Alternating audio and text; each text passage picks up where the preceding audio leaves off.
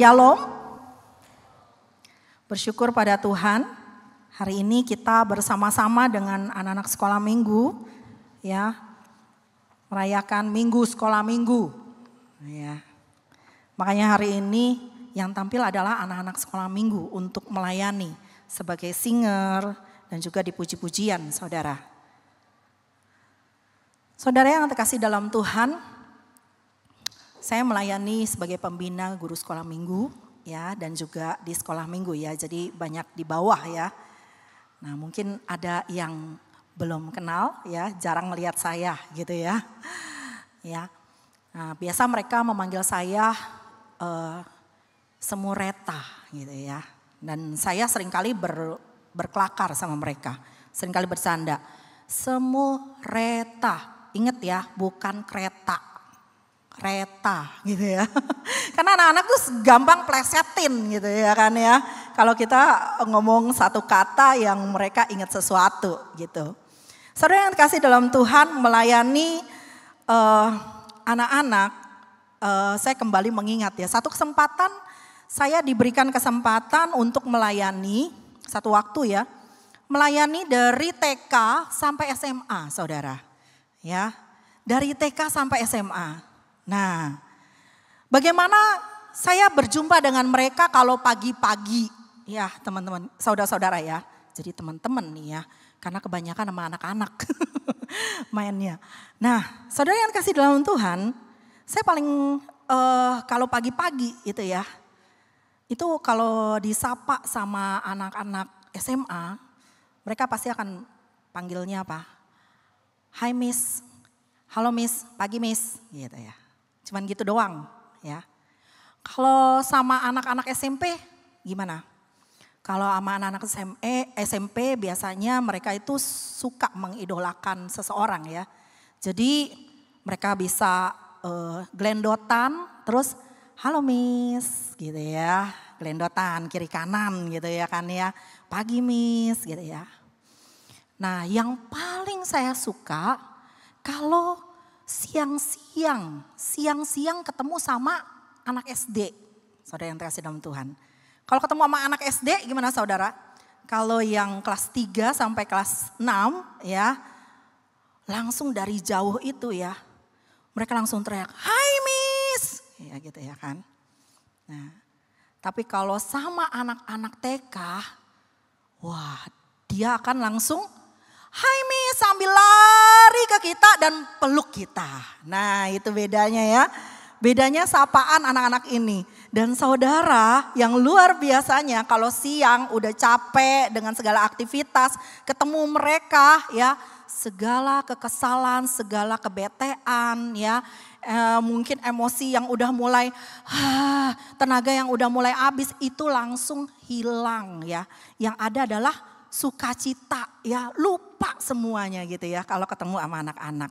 Itu pengalaman saya ya, yang saya bisa sharingkan dan happy banget ya kalau melayani anak-anak sekolah minggu. Begitu juga di anak-anak sekolah minggu ya, sebentar saja dikenalkan Semureta, maka nama saya langsung terkenal ya dan mereka akan panggil dimanapun mereka melihat saya. Oke ya. Itu sekilas pendahuluan saya dan hari ini kita akan sama-sama merenungkan firman Tuhan dengan tema bawa anak-anak kepada Kristus. Kita akan merenungkan dari Matius 19 ayat 13 sampai 15. Mari kita melihat Alkitab kita.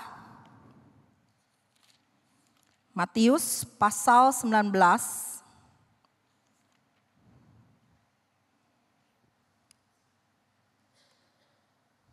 Matius pasal 19 ayat 13 sampai dengan 15. Demikian pembacaan firman Tuhan.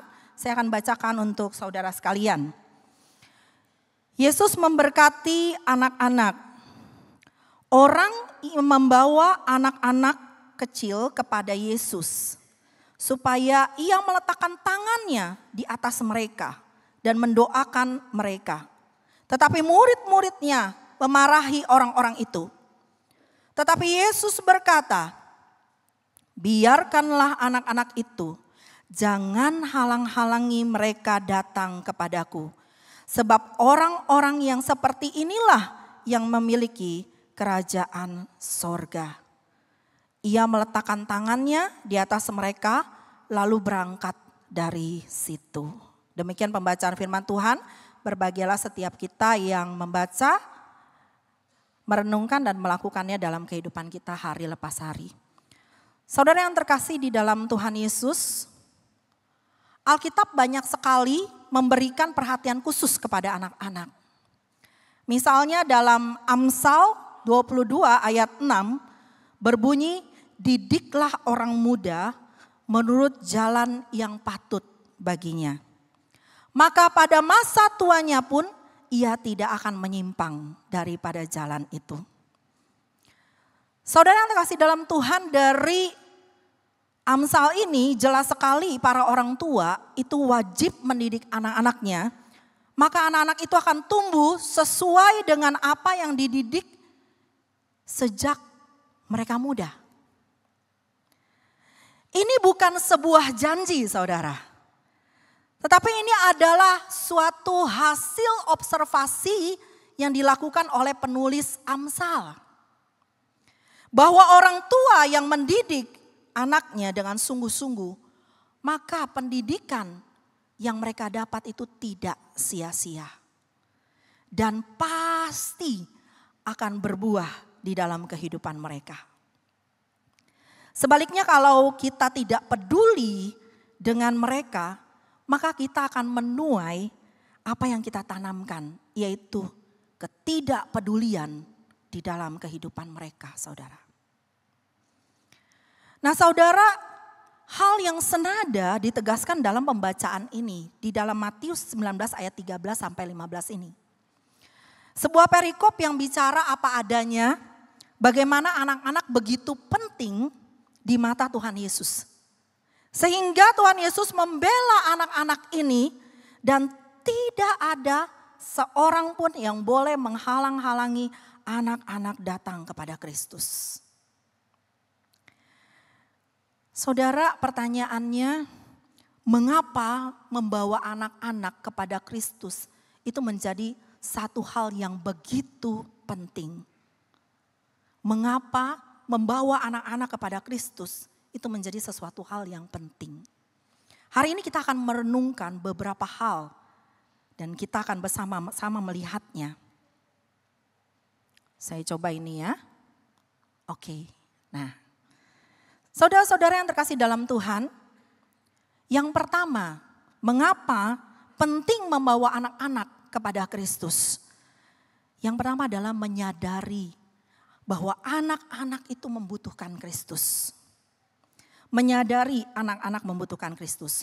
Saudara yang terkasih dalam Tuhan, di dalam ayat 13 dikatakan orang membawa anak kecil kepada Yesus supaya ia meletakkan tangannya di atas mereka dan mendoakan mereka.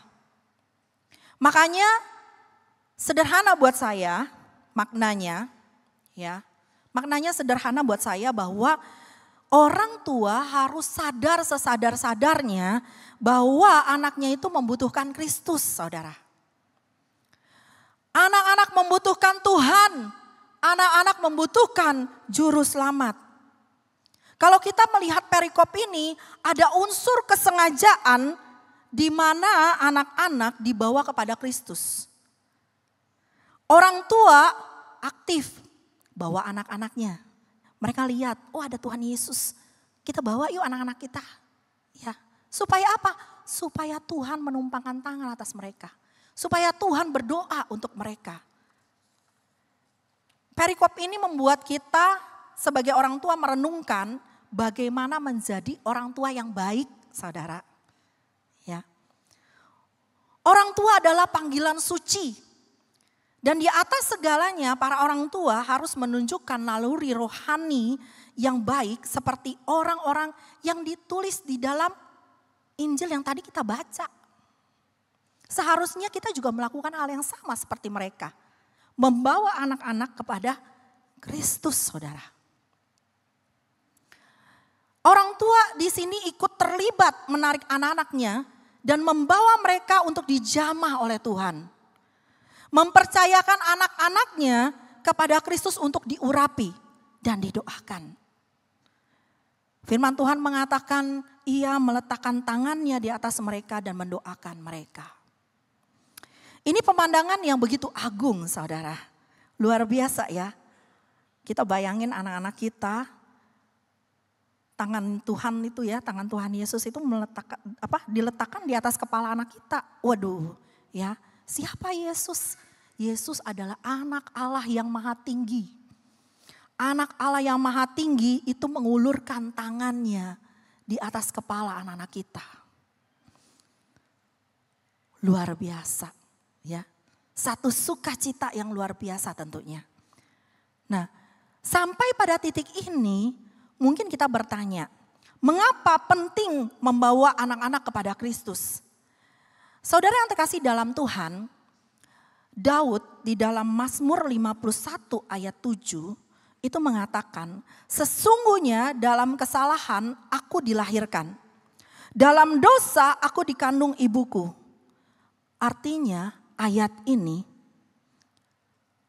Daud mau menegaskan bahwa keberdosaan dirinya adalah suatu keberdosaan yang bukan setelah dia dilahirkan. Tetapi dasarnya adalah sejak dari dalam kandungan dia sudah berdosa. Ketika belum tahu bagaimana melakukan yang baik dan yang jahat, ya, belum tahu apa-apa nih, cuman oe-oe aja, ya. Bahkan firman Tuhan bilang di dalam kandungan belum nangis pun, ya, baru bentuknya janin itu udah di dalam keberdosaan. Daud memahami sekali bahwa ia itu berdosa di hadapan Tuhan, saudara. Itu sebabnya dosa bisa merusak keluarga. Dan sejajar dengan hal tersebut, saudara baru bisa mengerti kenapa ada suami sulit untuk mengasihi istrinya. Ya, karena suami juga adalah orang berdosa, saudara. Mengapa istri sulit menghormati suaminya? Ya, karena istri juga adalah seorang yang berdosa. Dan anak-anak belum kita ajarin. Kita juga gak mau ngajarin ya, hal yang buruk gitu ya kan ya. Kita gak pernah ngajarin hal yang buruk kepada anak-anak kita. Tapi anak-anak bisa durhaka sama orang tuanya. Gak ada yang ngajarin, tapi anak-anak bisa durhaka sama orang tuanya. Potensi dosa ada di dalam anak-anak kita, saudara. Kita sebagai orang tua harus menyadari hal ini. Kita tidak boleh menghalang-halangi anak kita itu untuk datang kepada Tuhan Yesus. Saudara yang kasih dalam Tuhan, waktu saya masih melayani di sekolah, saudara, ada banyak hal yang saya lihat dan seringkali kita juga prihatin melihat anak-anak kita gitu ya. Kadang anak-anak di sekolah itu datang ke sekolah juga dalam keadaan yang lelah gitu ya saudara ya. Kenapa saudara? Orang tua banyak yang berlomba-lomba mendesain anaknya sedemikian rupa.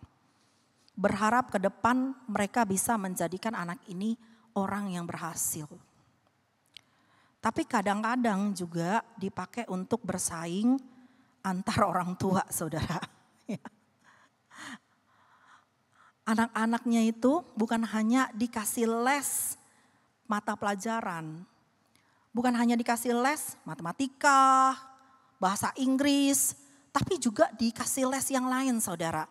Les biola, piano, les berenang, saudara. Ya, ada yang saya kenal anak dari yang kami ajar pada waktu itu, ya, mereka tuh bisa pergi pagi, pulangnya malam, saudara, ya, lebih malam dari kita yang di kantor, ya, di kantor kita pulang jam 4, anak itu belum pulang, saudara, masih lanjut les, ya, nah, maka tidak heran kalau pagi-pagi kita dapati mereka ngantuk gitu ya, mereka ngantuk gitu. Nah, apakah ini salah saudara? Enggak salah. ya, nggak salah. Namun perlu kita lihat kondisi dan anak kita, saudara. Ya, hal-hal yang seperti ini kita ingin berikan kepada anak kita dan kalau bisa nggak di skip, saudara. Kita suruh anak kita disiplin dan bisa ini, bisa itu, bisa ini, bisa itu. Wah, kayaknya kita bangga, saudara. Tapi kalau ke gereja, kalau sekolah minggu, kita bilang kalau capek besok aja, minggu depan baru datang sekolah minggu.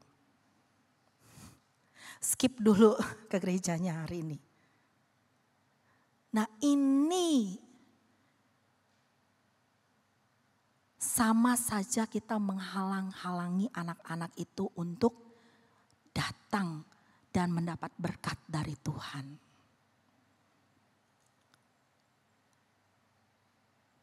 Saudara yang terkasih dalam Tuhan, penting sekali kita bawa anak-anak kita dan kita disiplinin mereka. Untuk apa? Setiap minggu dia tahu bahwa itu adalah harinya Tuhan. Waktu untuk beribadah, waktu di mana mereka melayani Tuhan, waktu di mana mereka berkumpul dengan saudara-saudara seiman. Itu menjadi sesuatu yang harus mereka tahu dan menjadi habit di dalam kehidupan mereka.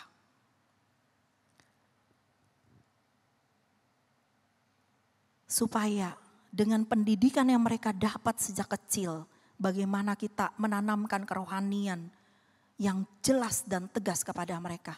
Kita yakin sampai masa tua mereka itu tidak sia-sia. Mereka tetap ada di dalam berkat dan kasih karunia Tuhan. Masa depan mereka di tangan Tuhan, saudara.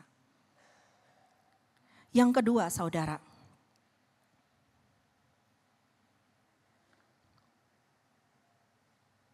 Oke. Yang kedua, saudara.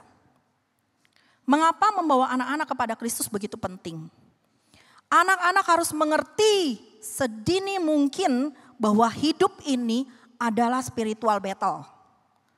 Yang kedua adalah anak-anak harus mengerti sedini mungkin bahwa hidup ini adalah spiritual battle, saudara. Ayat 14 berbunyi, tetapi Yesus berkata, biarkanlah anak-anak itu jangan menghalang-halangi mereka datang kepadaku. Sebab orang-orang yang seperti inilah yang memiliki kerajaan sorga. Saudara sekalian, ketika seorang anak lahir, bukan saja diri mereka yang sudah rusak karena dosa. Tetapi mereka juga hidup di dalam dunia yang sudah rusak, saudara. Mereka rusak karena mereka adalah orang yang berdosa. Dan ketika mereka lahir, mereka hidup di dalam dunia yang udah rusak karena dosa, saudara. Mereka dipersiapkan untuk kerajaan sorga. Ya, firman Tuhan tuh mengatakan bahwa mereka tuh disiapkan untuk kerajaan sorga. Berarti di dalam kehidupan mereka, mereka selalu menghadapi apa yang namanya spiritual battle. Di sana antara kerajaan sorga dengan tatanan dunia yang sudah hancur karena dosa dan mereka tinggal di dalamnya, mereka harus bisa menghadapi itu. Orang tua harus mengerti ini, saudara. Baru bisa membuat anaknya mengerti sedini mungkin bahwa hidup ini adalah spiritual battle atau peperangan rohani. Lingkungan mereka yang sudah rusak, sudah tidak baik, mereka dilahirkan di dalam dunia ini. Ketika mereka lahir, maka peperangan rohani itu sudah terjadi, saudara. Siap atau tidak siap, mereka harus siap masuk dalam peperangan rohani. Maka saya nggak heran ya saudara ya kalau di sekolah itu anak-anak bisa ngomong kotor, bisa ngebully temennya gitu ya. Nggak ada yang ngajarin, guru juga nggak ngajarin tentunya ya. Tapi anak-anak itu sudah lakukan seperti itu. Bagaimana mungkin ada seorang anak ya, ini kelas 3 SD di sekolah tempat saya waktu itu melayani ya, bisa ngerti tutup pintu 3-4 orang mukulin satu anak, saudara. Kelas 3 SD. Dan bagaimana pada waktu saya sedang piket ya, biasa kita guru-guru piket gitu ya. Lalu kemudian anak-anak pada waktu istirahat ataupun pada waktu mereka pulang sekolah, biasa guru piket, guru liatin anak-anak tuh gimana gitu ya. Itu saudara, ada seorang anak, dia punya lukisan. Jadi dia itu pandai menggambar dan dia punya lukisan. Lukisannya itu bisa diambil sama temennya, dibawa lari, terus dioper-oper gitu loh, dikasih ke temennya yang lain. Dan sementara dia lari untuk ngambil lukisannya nggak bisa. Keterlaluan sekali ya. Sampai akhirnya pada waktu itu saya yang melihat itu, saya langsung ambil, saya bilang, siapa yang ajarin kalian melakukan seperti itu? Tega sekali terhadap teman kalian bisa melakukan seperti itu. Saudara yang terkasih dalam Tuhan, anak-anak kita itu ada di dalam lingkungan yang seperti ini saudara. Lingkungan yang gak baik.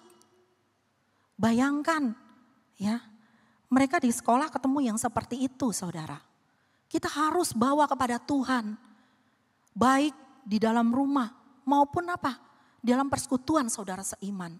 Penting sekali mereka mendapatkan pengajaran pendidikan firman Tuhan yang benar.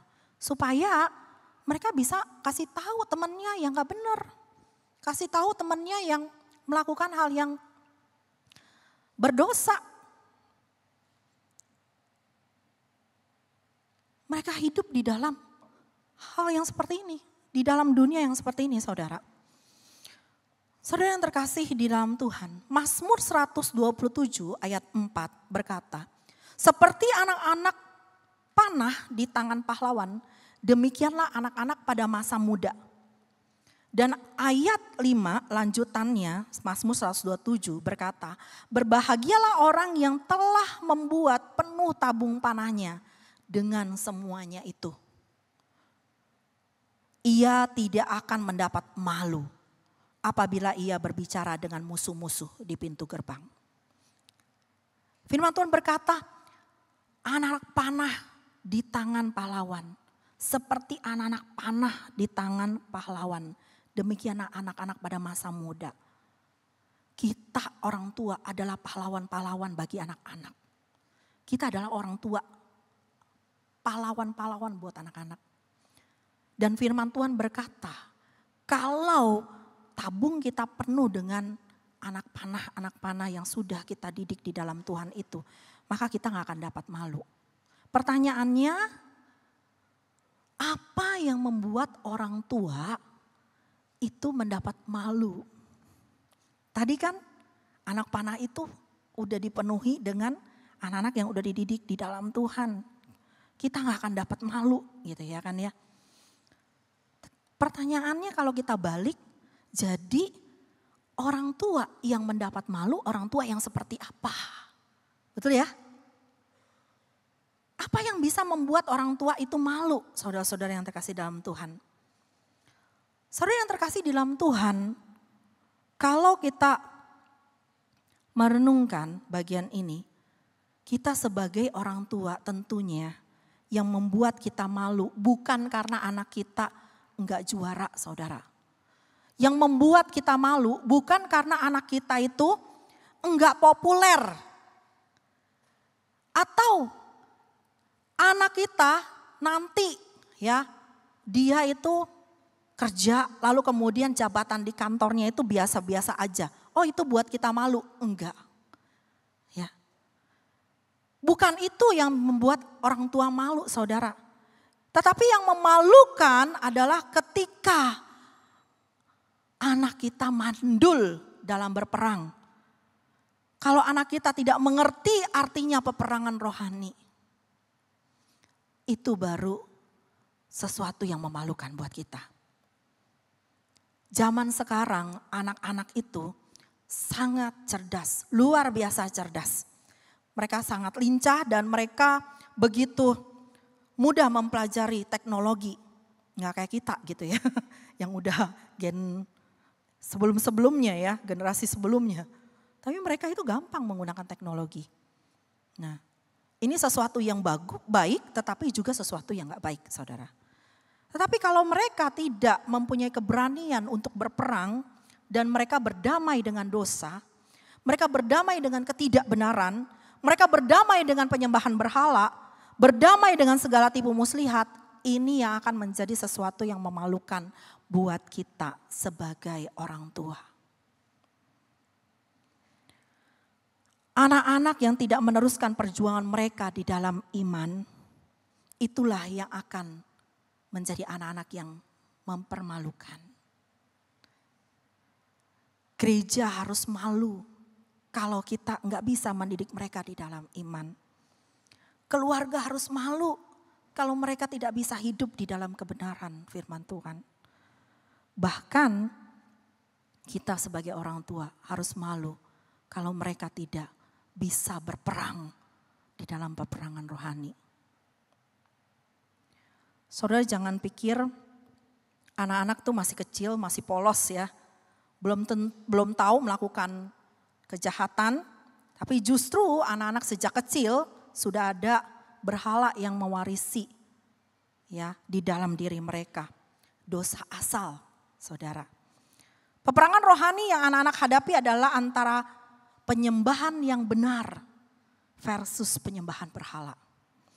Ini yang seringkali dilupakan oleh orang tua. Kita saja sebagai orang tua itu tidak kebal terhadap segala serangan iblis, apalagi anak-anak, saudara.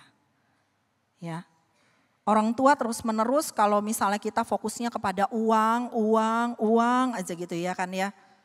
Kita ngajarin anak-anak kita ya untuk melakukan banyak hal kaitannya hanya dengan uang, saudara percaya itu akan menjadi berhala untuk mereka. Dan kedepannya kita akan menuai apa yang kita sudah tanam kepada mereka, saudara. Dan ini adalah penyembahan berhala. Orang tua yang tahu bahwa juru selamat bukan uang tetapi Tuhan itu sendiri. Penghiburan sejati hanya dalam Kristus. Maka dia bisa membawa anak-anaknya beribadah kepada Tuhan. Itu sebabnya Tuhan Yesus menekankan biarkan anak-anak itu jangan menghalang-halangi mereka datang kepadaku. Biarkan anak-anak menyembah kepada Tuhan. Biarkan mereka mendapatkan pertolongan Tuhan. Biarkan mereka belajar firman Tuhan sejak mereka masih kecil. Bawa mereka beribadah ke sekolah minggu, saudara. Karena di sekolah minggulah guru-guru sekolah minggu yang mempunyai hati untuk anak-anak ini. Untuk dibawa kepada sang juru selamat itu ada di sekolah minggu. Jangan pernah abaikan ini, saudara. Saudara, biarlah ini menjadi satu perenungan untuk setiap kita. Kita mempersiapkan anak-anak kita untuk bisa menghadapi dunia di luar. Yang ketiga, saudara, mengapa penting membawa anak-anak kepada Kristus? Yang ketiga adalah anak-anak itu milik Tuhan, bukan milik kita, saudara. Anak-anak itu milik Tuhan, bukan milik kita. Ya. Markus 10 ayat 16 berkata, lalu ia memeluk anak-anak itu dan meletakkan tangannya di atas mereka. Ia memberkati mereka. Anak itu anugerah Tuhan. Pemberian Tuhan dan bukan milik kita, tapi milik Tuhan. Tidak cukup pelukan orang tua karena pelukan orang tua sangat terbatas dan sangat lemah, saudara. Pelukan orang tua adalah pelukan yang manusiawi. Yang kita perlukan adalah pelukan Tuhan. Pelukan Tuhan yang akan mendewasakan iman anak-anak kita, saudara. Kita bawa mereka kepada Tuhan Yesus.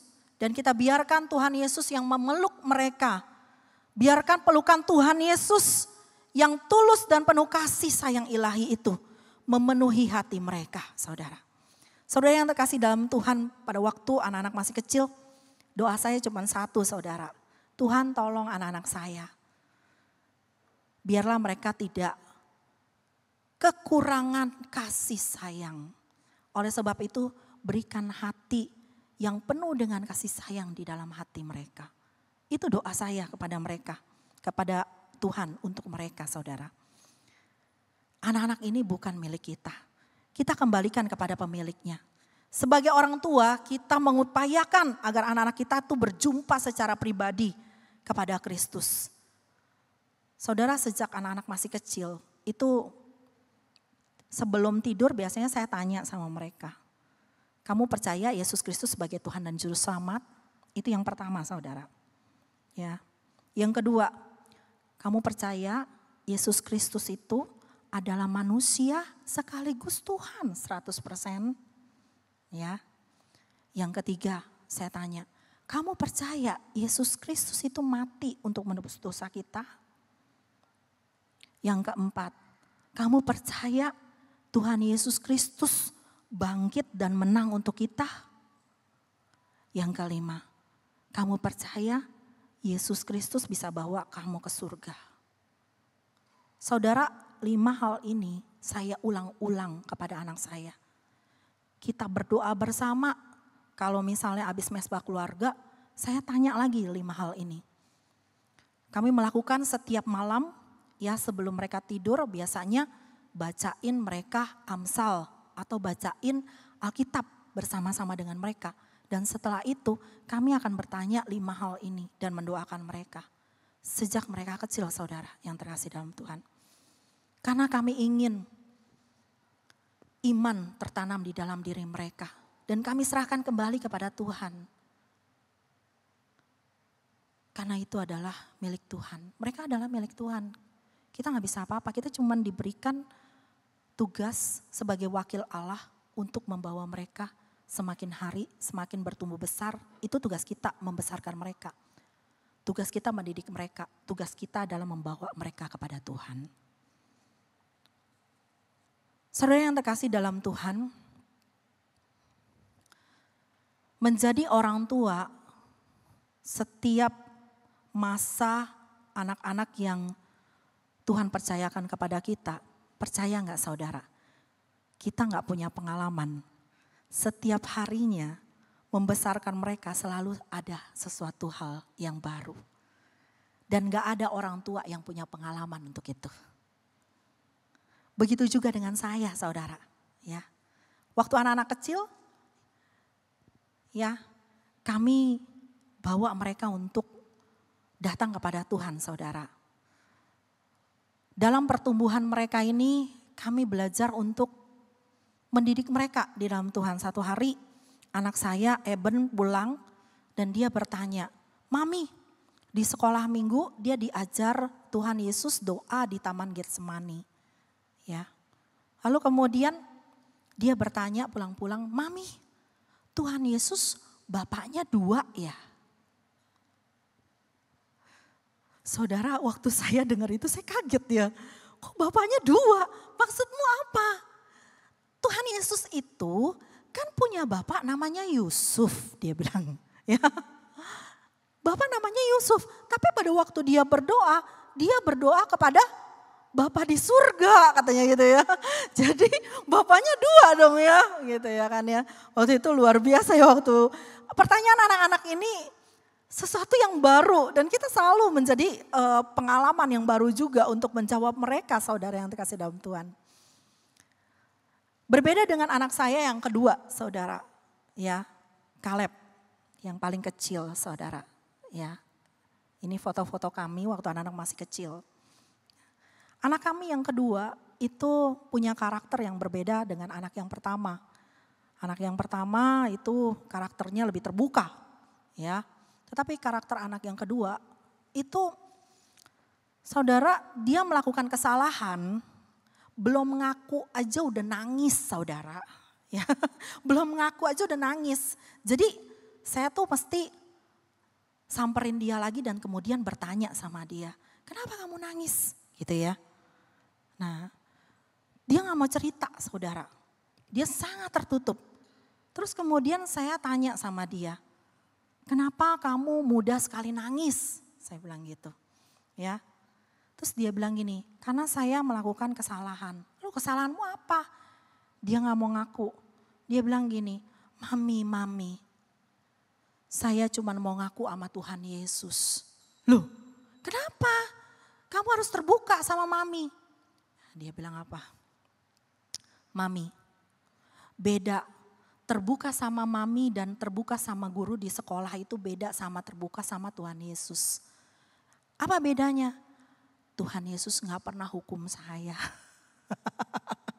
Ya, Tuhan Yesus gak pernah hukum saya gitu ya, kalau saya salah gitu ya kan ya.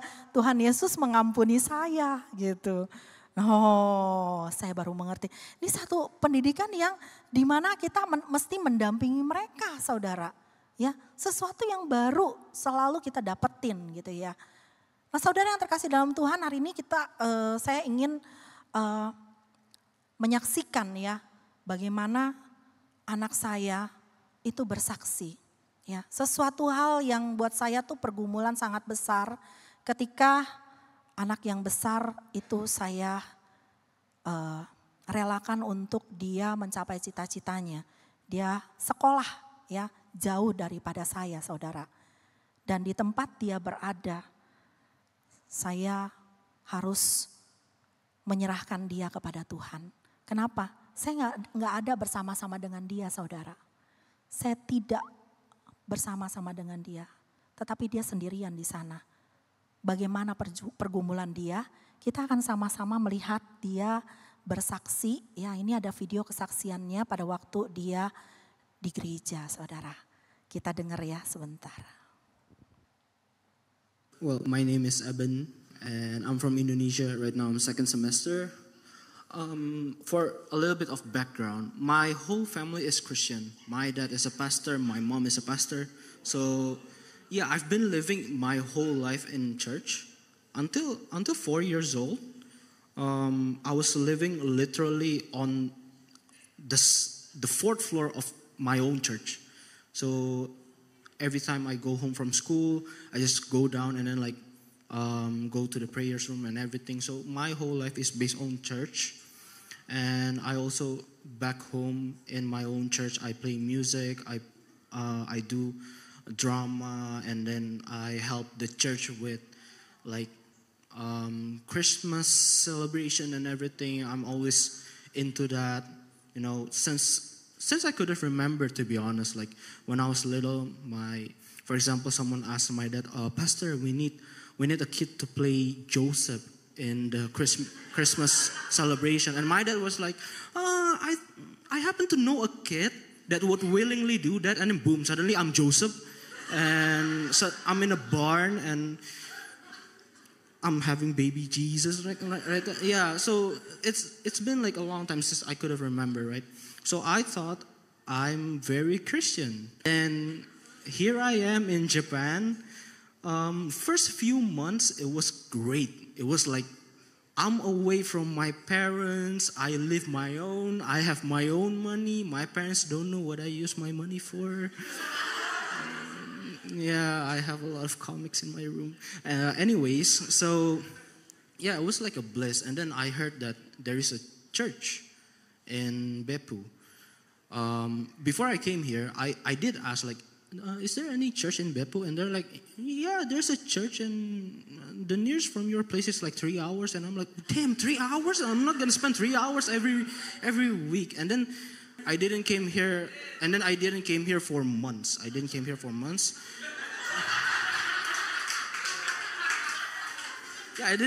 for months, and then I came again. I came again because a lot of things happened. A lot of things in my life changed. My grades were not good, and then me at Baito also not good. Yeah, so lots of problems happened, and then problems at my own house too, with my friends, families. Sorts of things happens. So I came back to church just to pray, and then I found myself coming back to church, and found myself not going to church again, and then coming back, and then in that course of time of like going and not going, I stumbled upon GS, getting started. So I joined just because I had that feeling that sometimes in my life, I had that feeling of if I don't join this right now, I'm going to regret it in my whole life. So I joined getting started, right? 3 points that I've learned from getting started is grace, forgiveness, and prayer. When we were talking about forgiveness, is that God has already forgive us. Before we even do the sins, God already forgive us. And because I'm a very perfectionist, and then as a perfectionist that is failing, that's not good. I couldn't see myself in the mirror. I felt ashamed. I couldn't speak to people. I didn't speak to people for a long time. And then when I tried speaking again, I lost all of my social skills. And then I realized that because I realized that God has already forgiven me, I can forgive myself now. I can recover from that. And it is only by His grace that I am forgiven. I thought myself as not worthy of receiving His grace, but because I am not worthy, I receive His grace.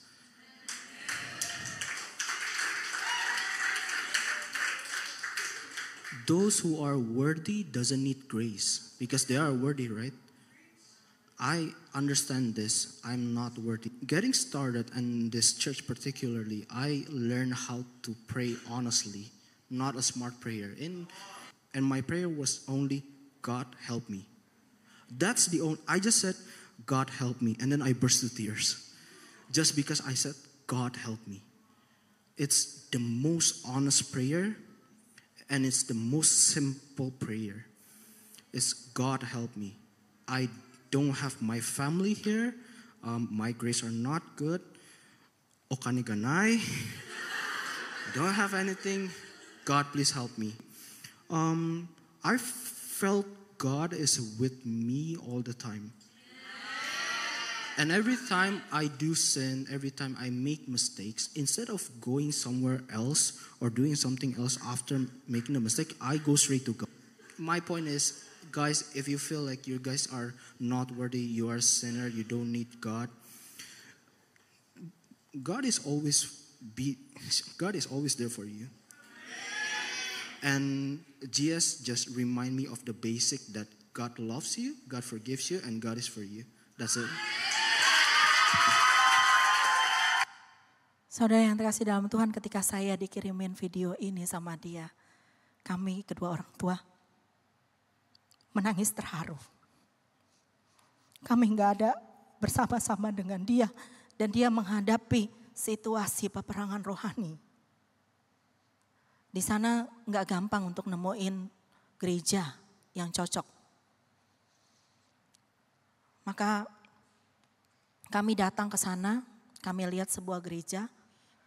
Kami datang ke gembala sidang dan kemudian kami titip anak saya. Ya, kami titip anak kami untuk dididik di dalam kebenaran firman.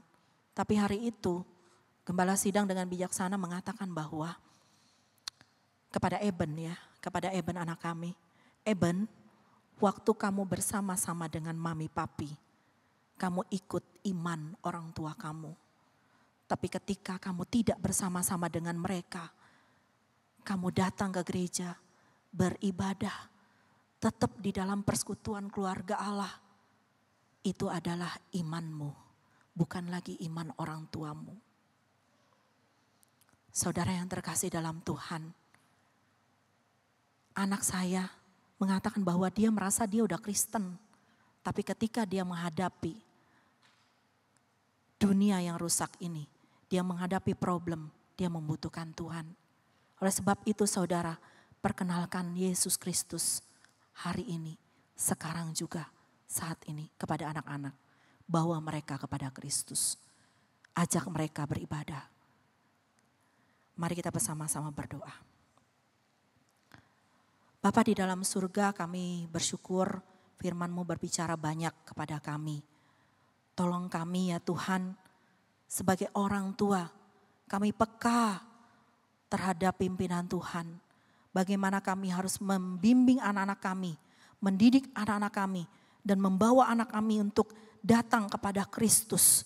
Tuhan tolong kami, biarlah kami tidak menghalang-halangi anak-anak ini datang kepada Kristus. Tapi justru Kami belajar dari orang tua di dalam kitab Matius yang membawa anak-anaknya meminta Tuhan untuk meletakkan tangan dan berdoa untuk mereka. Tuhan, kami ingin anak-anak kami diberkati. Anak-anak kami dipenuhi dengan kasih sayang Tuhan. Oleh sebab itu Tuhan, berkati orang tua yang ada di sini. Ketika mereka mengajar dan mendidik anak-anak mereka, berikan hikmat bijaksana daripada Tuhan. Biarlah mereka berpegang kepada firman Tuhan. Dan kami juga berdoa ya Tuhan, menyerahkan ya Tuhan untuk sekolah minggu ya Tuhan. Biarlah guru-guru sekolah minggu selalu diberikan hati yang mengasihi Tuhan, terpanggil untuk melayani bagi anak-anak ini. Tuhan, berkatilah setiap kami. Kami bersyukur untuk firman-Mu. Terpujilah nama Tuhan. Dalam nama Tuhan Yesus kami berdoa. Amin.